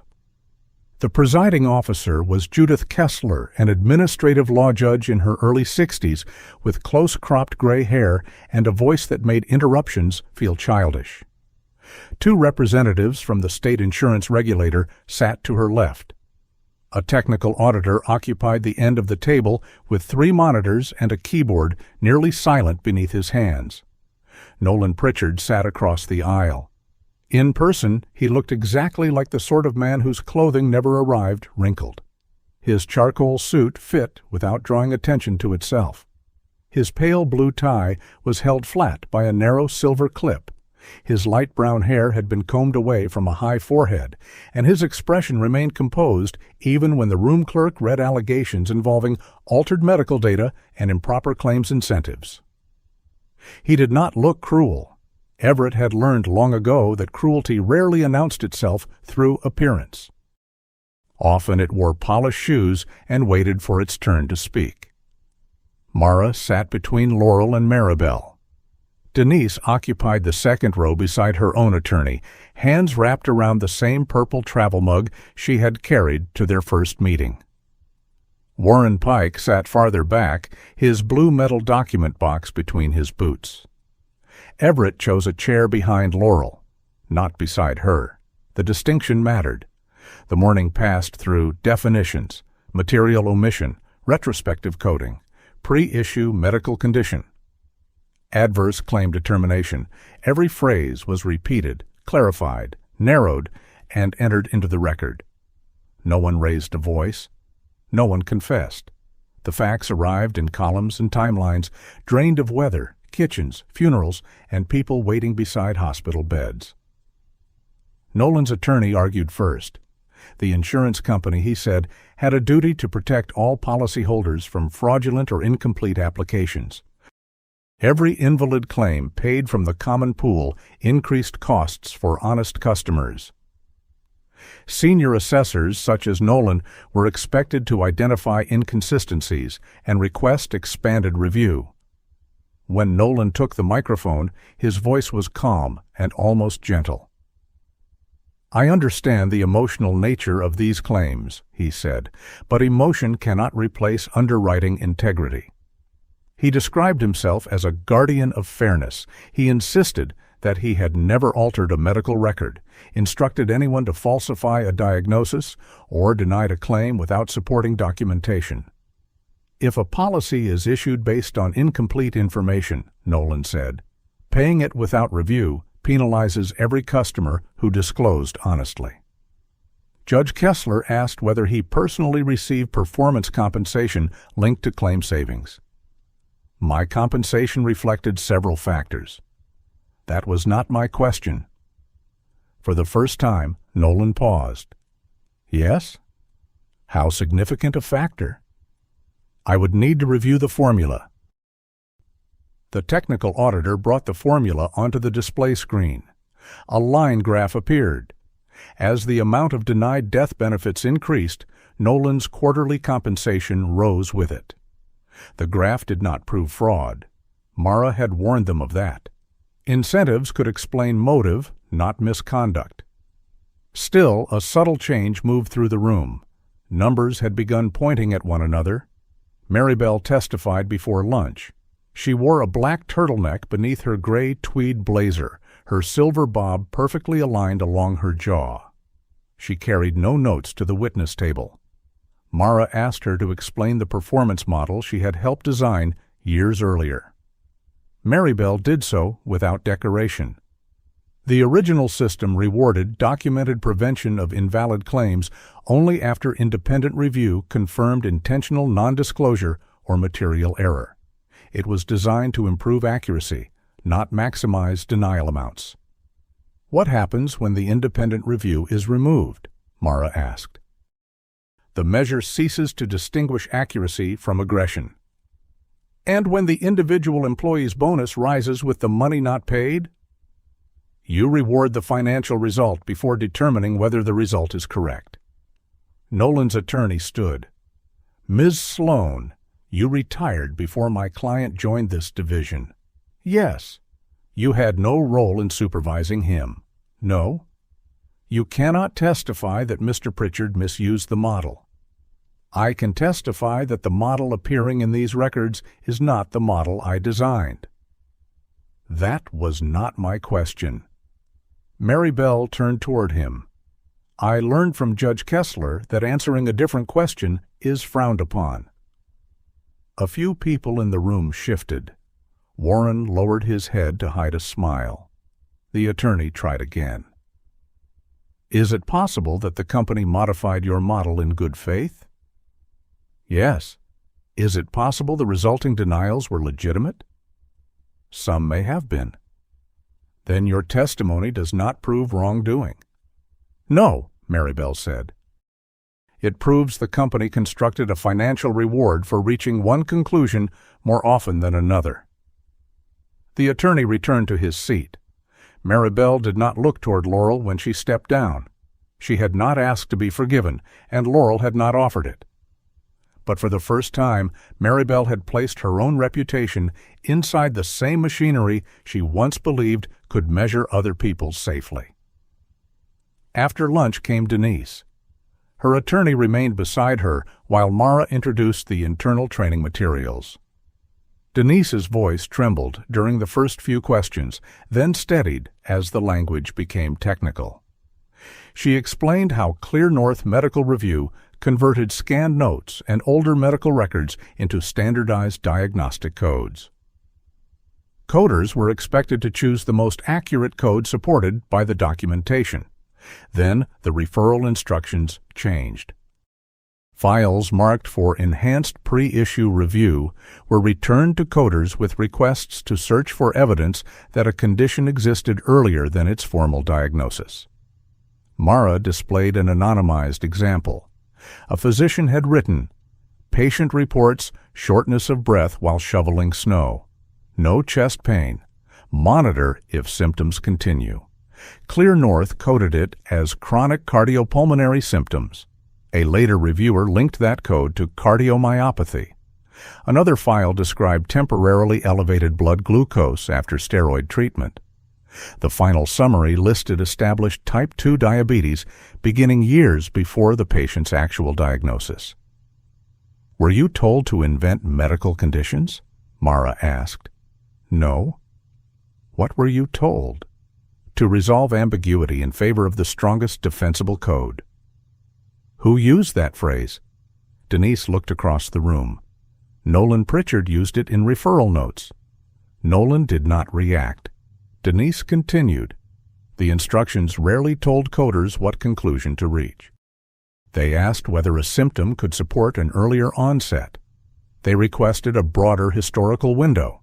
They marked certain files as high exposure. Each request was framed as a question, but only one kind of answer stopped the file from returning. Nolan's attorney approached slowly. "You understood that coders must exercise professional judgment." "Yes." "You personally entered some of these codes?" "Yes." "No one forced your hand onto the keyboard?" "No." "Yet today, you suggest my client is responsible for your decisions." Denise looked down at her hands. Everett expected her to retreat. Instead, she lifted her eyes. "I am responsible for my decisions." The room went quiet. "I should have refused. I should have reported what was happening sooner. But the fact that I was afraid does not make the referral pattern disappear." Her attorney touched the edge of the table, not stopping her. Denise turned toward Judge Kessler. "I kept telling myself I only entered codes." Then I saw one of those codes quoted in a denial letter after the insured had died. The purple travel mug remained untouched beside her. That was when I understood the numbers were leaving our office and entering somebody's grief. The hearing broke for 20 minutes. In the hallway, Laurel stood beside a vending machine without buying anything. Everett remained several feet away until she looked at him. "You can come closer," she said. He stopped beside her. "I thought I was prepared to hear it," Laurel said. "You were." "That does not mean it did not hurt." "No." She pressed 2 fingers against her temple. "They are discussing him as a sequence of disclosures." Everett felt the brass tag inside his jacket. He could have told her Gideon was more than that. He did not. She already knew. When the hearing resumed, Laurel was called. She carried no notes. Her pale blue blouse showed above a charcoal blazer, and Gideon's small birch-leaf pin rested on the left lapel. Her hands remained still until she took the oath. Mara began with ordinary questions. Who was Gideon Easton? What was Laurel's relationship to him? Had she been present when he completed his insurance application? Laurel said Gideon had been stubborn, suspicious of doctors, and convinced that any loaf of bread could be improved by being cut thick enough to repair a wall. A faint smile passed through the room. Then she described the harder parts. He had depended too heavily on prescription pain medication after an old service injury. He sometimes missed appointments because he hated admitting his health was worsening. He made caring for him more difficult than it needed to be. Nolan watched her carefully.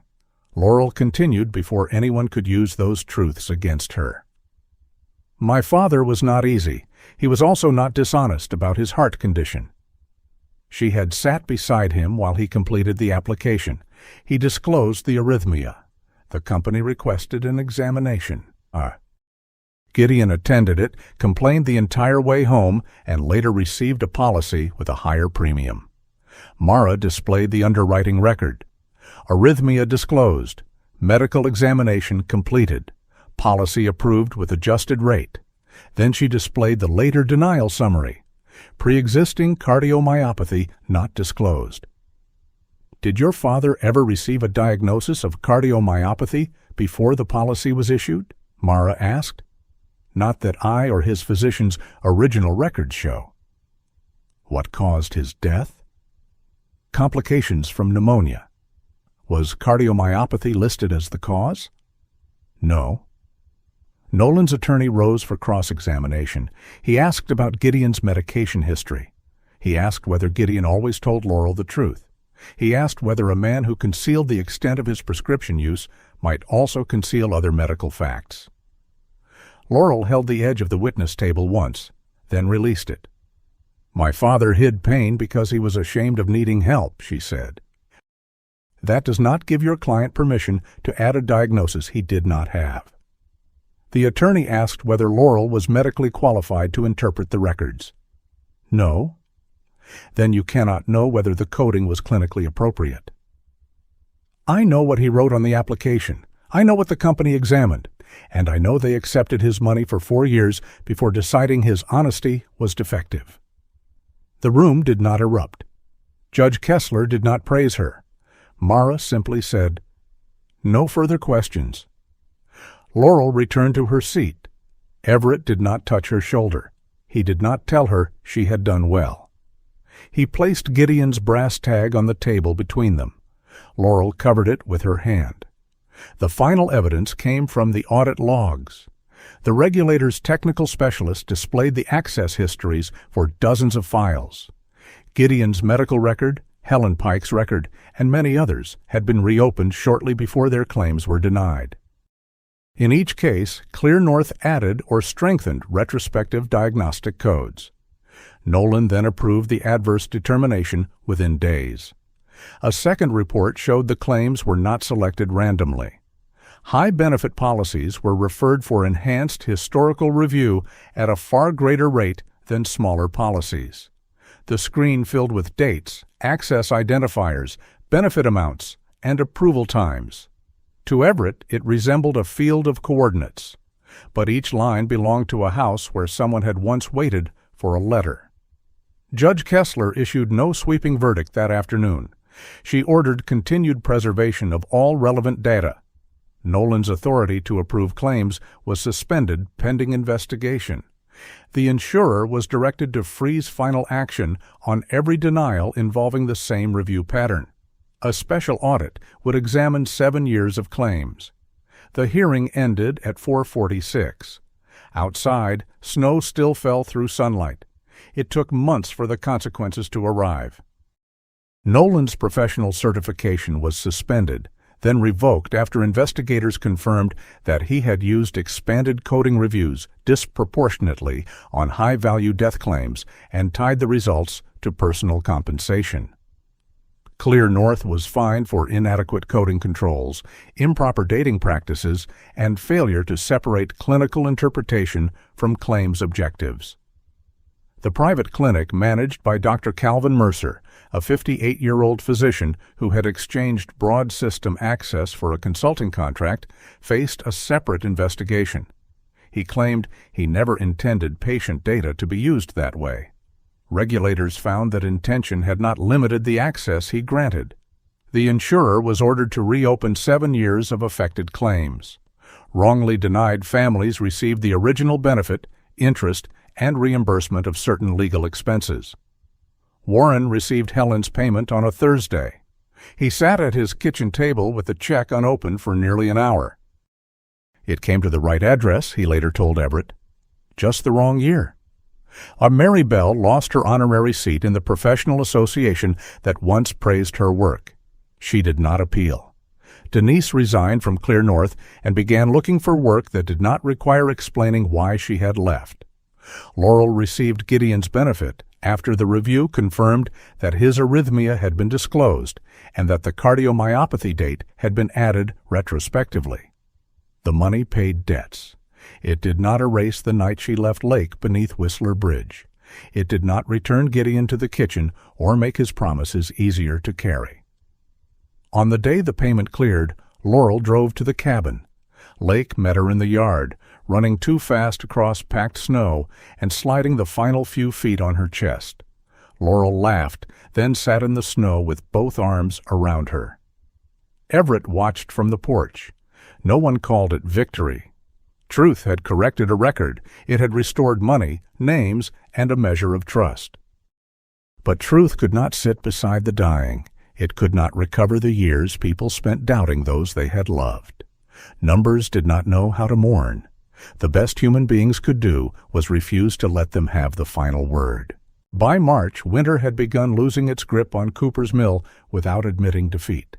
Snow still covered Birchwood Lake, bright enough beneath the afternoon sun to make people narrow their eyes. The roads remained bordered by gray banks of plowed ice, and every shaded roof carried a stubborn white edge. Yet water had begun dripping from the eaves. The birch trees showed dark moisture around their roots. Somewhere beneath the frozen surface, the lake was moving. Laurel Easton returned to Cooper's Mill most Friday evenings. She had used Gideon's insurance payment carefully.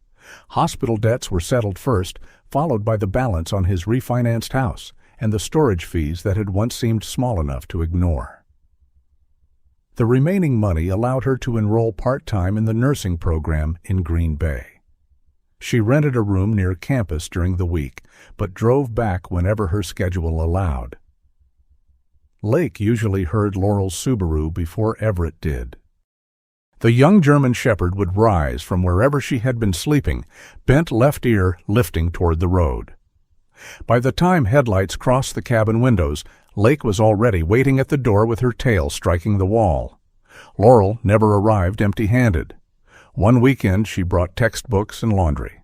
Another, Gideon's old cast-iron skillet. Most often she carried a paper bag of dog biscuits from a bakery near campus. Everett held up one shaped like a maple leaf and examined the frosting. "That is too much sugar for a dog who has never held a job." Laurel removed her coat. She provides emotional support. She steals socks. Many licensed professionals do less. Lake accepted the biscuit before the disagreement could endanger it. The arrangement between Everett and Laurel had no name beyond what it was. They shared meals, responsibilities, and a dog who loved both of them without asking permission. Laurel did not become Everett's daughter, and Everett did not become a substitute for Gideon. Neither tried to fill an absence that had belonged to someone else. They were simply two people learning that affection did not always require ownership. At the end of Lake's temporary care period, they met Naomi at the clinic to complete the transfer. Laurel read every page. Everett waited without correcting her or pointing to the signature lines.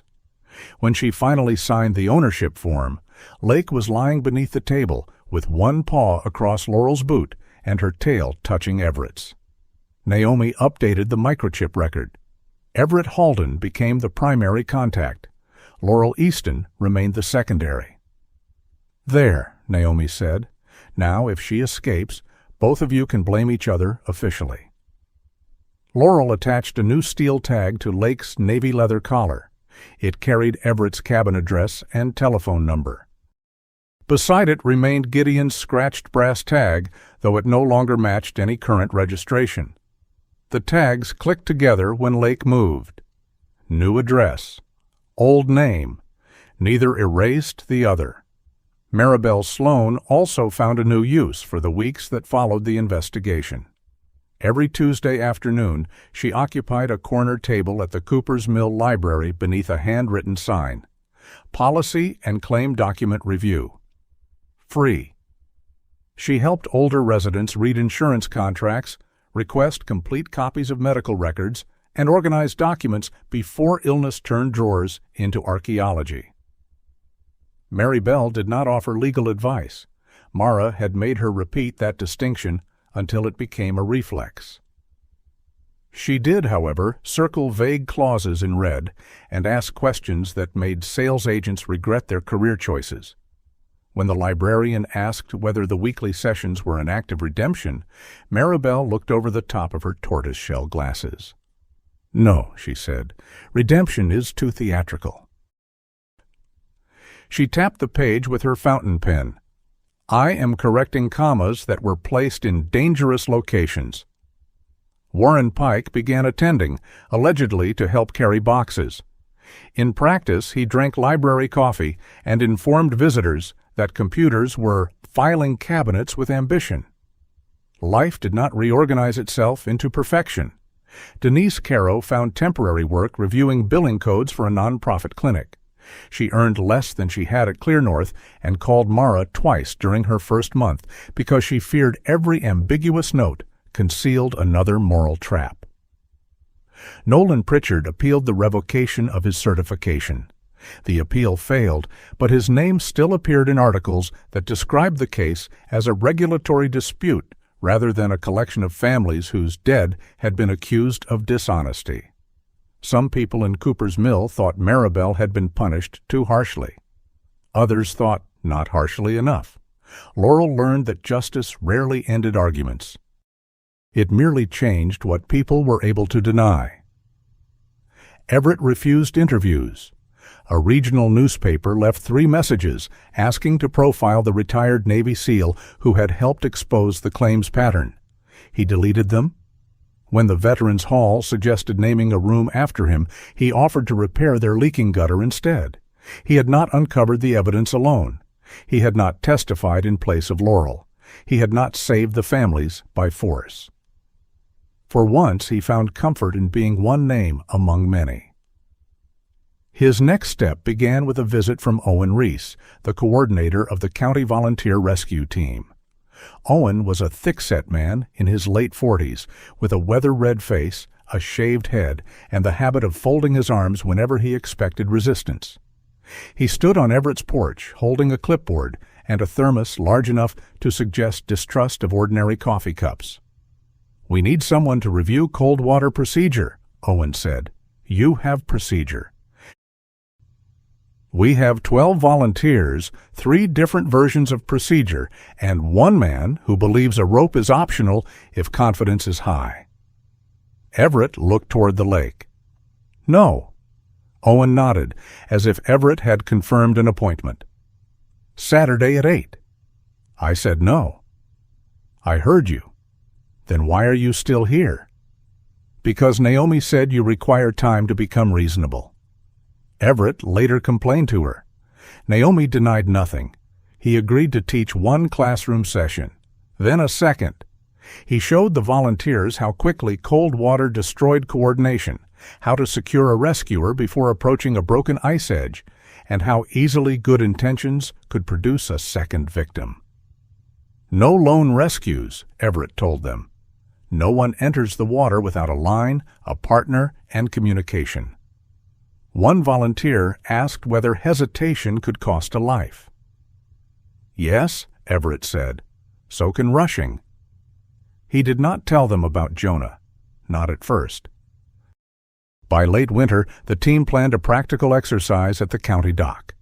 A section of open water was maintained near the rescue station, where aerators prevented complete freezing and allowed controlled training. The morning of the exercise arrived bright and painfully clear. The frozen lake stretched white beneath a blue sky.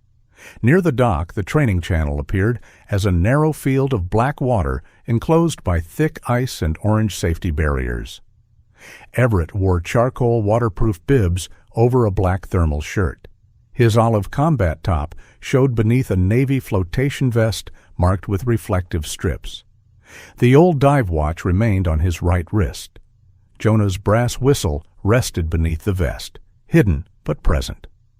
Laurel stood near the equipment table in a navy winter coat. Lake wore an olive harness with a silver reflective band across her chest. Naomi held the leash because dogs, however emotionally persuasive, were not part of the water rescue protocol. The rescue boat rested against the dock. Its engine started. The vibration traveled through the boards into Everett's boots. Gasoline mixed with the cold mineral smell of open water. A loose rope tapped the aluminum hull. The motor settled into a low, mechanical growl. Everett stopped 3 steps from the boat. The dock vanished beneath black waves. Jonah was beside the overturned hull, one arm caught in twisted rigging. The emergency float flashed beyond him. Everett could hear himself shouting that he would return. He could hear Jonah answer, "Take the scenic route, Hal." The memory was not an image. It was a place his body still knew how to enter. Owen called Everett's name. Everett did not respond. One of the volunteers reached toward the engine controls. "Shut it down?" he asked. Everett wanted to say yes. There would be no shame in postponing. Everyone present knew enough of his history to understand. Laurel would not urge him forward. Naomi would defend the decision before anyone could question it.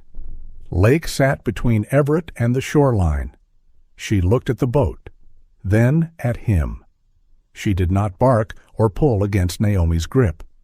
After a moment, Naomi loosened the leash.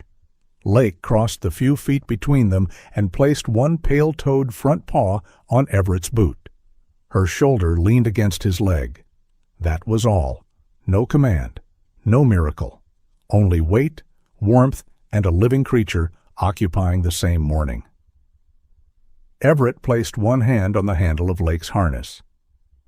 "I know," he said. Laurel remained silent. Everett looked at the rescue boat. Fear had not left. It stood beside him with perfect patience. He stepped aboard anyway. The exercise began slowly. Volunteers practiced securing lines, entering the boat in pairs, approaching a person in the water from downwind, and handling thermal blankets without exposing wet skin unnecessarily. Everett remained near the center console. His instructions were brief. Check the knot. Keep tension. Do not crowd the edge. The engine sounded different when he gave it a purpose. During the final scenario, a volunteer named Peter Lang entered the training channel in an insulated rescue suit. Peter was a 56-year-old electrician with strong arms and an unfortunate confidence in his ability to remain calm. The water reached his shoulders. He gave the signal that he was ready. Then his boot struck the ice shelf beneath the surface. His body rolled sideways. Water flooded the loose edge of his hood. Though he remained protected by the suit and tethered to shore, panic overtook training. He began thrashing and grabbed at the ice, pulling himself away from the recovery line. One volunteer moved to jump from the boat. Everett caught the back of his vest. "No, he's panicking. That is why you do not enter unsecured." Everett's body wanted to move first and think later. Every old instinct demanded that he close the distance himself. Instead, he forced the team to work. "Shoreline, hold tension. Boat team, 2 feet forward. Recovery loop ready." Peter struck the water again. Everett raised his voice. "Peter, look at me." The man did not. Everett blew Jonah's brass whistle once. The sharp sound cut across the lake. Peter turned. "Stop fighting the suit," Everett ordered. "Lean back. Let the line hold you." For 1 second, Peter continued struggling. Then his arms opened. The recovery team slid the loop beneath him. The shore crew maintained tension. 2 volunteers pulled while a third stabilized the boat. Peter came out of the water without anyone else entering it. They removed his wet hood, wrapped him in blankets, and began the warming procedure exactly as rehearsed. The entire rescue lasted less than 2 minutes. Everett's hands were shaking when it ended. Owen noticed, but did not mention it. Peter sat inside the heated station afterward, embarrassed and grateful. "I thought I was ready," he said. "You were ready to learn what panic does," Everett replied. Outside, Laurel waited by the dock. "You did not go in," she said. "No." "Did that feel wrong?" Everett looked toward the open channel. At first, he had spent 7 years believing procedure was the thing he chose instead of Jonah. Now he had watched a team use procedure to keep one frightened man from becoming 2 endangered people. The rules had not lacked compassion. People did sometimes. A system built around preserving life was not a betrayal of the person immediately in front of him. It was a promise made by everyone present that no one would need to die proving devotion. Everett reached beneath his vest and removed Jonah's brass whistle. For years it had been a relic of the worst decision he had ever survived. That morning it had helped a living man hear him. He did not put it away immediately. When the boat returned to the dock after the final run, Naomi released Lake. The shepherd raced along the packed snow beside the safety barrier, legs moving faster than judgment. She barked once, tried to stop, and slid sideways across the ice. Laurel laughed.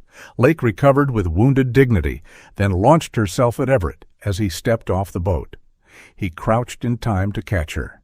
Barely. Her momentum carried them both into the snow. One of her paws landed against his chest, and her 2 metal tags struck together beside his ear. Gideon's old brass. Everett's new steel. Laurel stood over them. "She appears concerned about your professionalism." Everett pushed Lake's muzzle away from his face. "She has never respected rank." "She learned that from Gideon." Across the lake, sunlight moved over the ice. Near Whistler Narrows, the frozen surface broke around a dark current that continued beneath the bridge. Everett once believed the coldest parts of a person remained untouched forever. Perhaps some did. Jonah would always be dead. Gideon would never see Laurel return to school. Lake would always lift her head when she heard a car leave too quickly. Healing had not erased any of that. It had only created movement around it. Everett had not rescued Lake from a cardboard box by the lake. Not entirely. Lake had not saved him from grief. She had simply refused to let grief become the only living thing in the cabin. She had kept Everett and Laurel close enough to disagree, close enough to listen, and close enough to stop abandoning themselves whenever love became difficult. Everett rose from the snow with one hand on Lake's collar. The 2 tags clicked together again. Beyond them, black water moved between the fields of white ice, not defeating winter, not pretending it had never frozen, but carrying the lake forward beneath it. Sometimes the hardest choice is not between right and wrong, but between following a rule and remembering the person the rule was meant to protect. Everett learned that good systems need compassion and good intentions need accountability. In everyday life, we may never face a frozen lake or a public hearing, but we all have moments when someone becomes a number, a problem, or a responsibility. May we have the courage to pause, listen, and choose what preserves both truth and human dignity. Tell us what part of this story stayed with you, and share your thoughts in the comments. Subscribe for more stories about loyalty, courage, and the quiet choices that change lives. May God give you wisdom in difficult decisions and peace in the places that still feel frozen.